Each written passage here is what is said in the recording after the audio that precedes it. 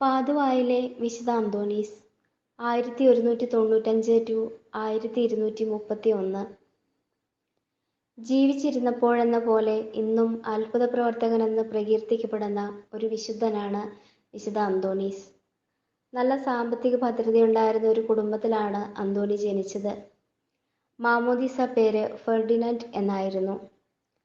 15 വയസ്സുള്ളപ്പോൾ ആദ്യം അഗസ്റ്റീനിയൻ സന്യാസാശ്രമത്തിലാണ് ചേർന്നതെങ്കിലും അക്കാലയളവിൽ രക്തസാക്ഷിത്വം വരിച്ച 5 ഫ്രാൻസിസ്കൻ വൈദികരുടെ ശവസംസ്കാരത്തിൽ പങ്കെടുത്തതോടെ അഗസ്റ്റീനിയൻ സഭ വിട്ട് ഫ്രാൻസിസ്കൻ സഭയിൽ ചേർന്നു. തൻ്റെ 25-ാമത്തെ വയസ്സിൽ ഒരു പുരോഹിതനായി. മതമർദ്ദനം നടക്കുന്ന ആഫ്രിക്കയിലാണ് തൻ്റെ ആഗ്രഹപ്രകാരം ആദ്യ വർഷം അദ്ദേഹം മിഷൻ പ്രവർത്തനം നടത്തിയത്. അവിടെ നിന്ന് നാട്ടിലേക്ക് മടങ്ങുമ്പോൾ കൊടുങ്കാറ്റുണ്ടായതിനാൽ കപ്പൽ ഇറ്റലിയിലാണ് ചെന്നെത്തിയത്.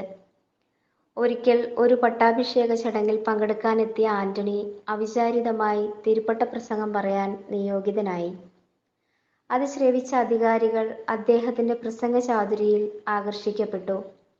ഇറ്റലിയിലെ മുഴുവൻ ആശ്രമങ്ങളിലും പള്ളികളിലും പ്രസംഗിക്കാനുള്ള നിയോഗം ആന്റണിയെ അവർ ഏൽപ്പിച്ചു. ആരുമില്ലാത്ത സമയങ്ങളിൽ പക്ഷികളോടും മത്സ്യങ്ങളോടും അവൻ വചനം പങ്കുവച്ചിരുന്നുവെന്നും അവ അവൻ്റെ പ്രസംഗം സാഗൂതം ശ്രവിച്ചിരുന്നുവെന്നുമുള്ള വലിയ അത്ഭുതം ഏറെ പ്രസിദ്ധമാണ്. ദൈവസ്നേഹം പ്രകീർത്തിച്ച ആ നാവ് ഇപ്പോഴും അഴുകാതെ ഇരിക്കുന്നു എന്നത് അവൻ്റെ പ്രസംഗ ചാതുരിയെ സ്വർഗം അംഗീകരിച്ചു എന്നതിൻ്റെ ജീവിക്കുന്ന തെളിവാണല്ലോ.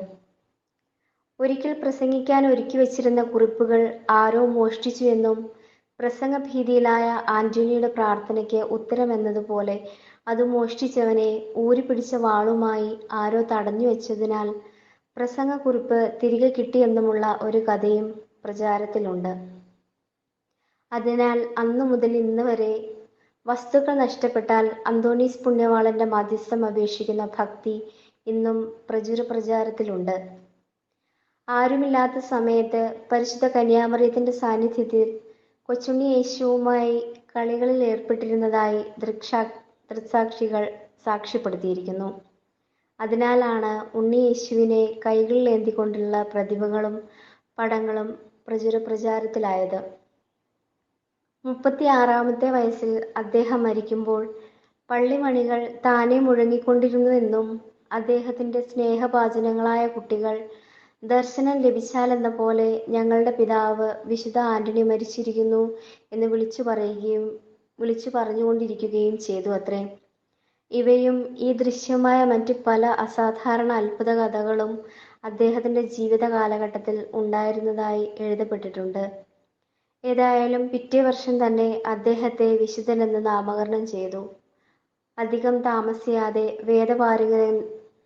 വേദപാരംഗതനെന്ന് പ്രഖ്യാപിക്കുകയും ചെയ്തു. ജീവിത നൈർമല്യത്തിൻ്റെ പ്രതീകമായി ഒരു ലില്ലിപ്പൂവിൻ്റെ സാന്നിധ്യം കൂടി അദ്ദേഹത്തിൻ്റെ പ്രതിമയിൽ ആലേഖനം ചെയ്ത് കാണുന്നു.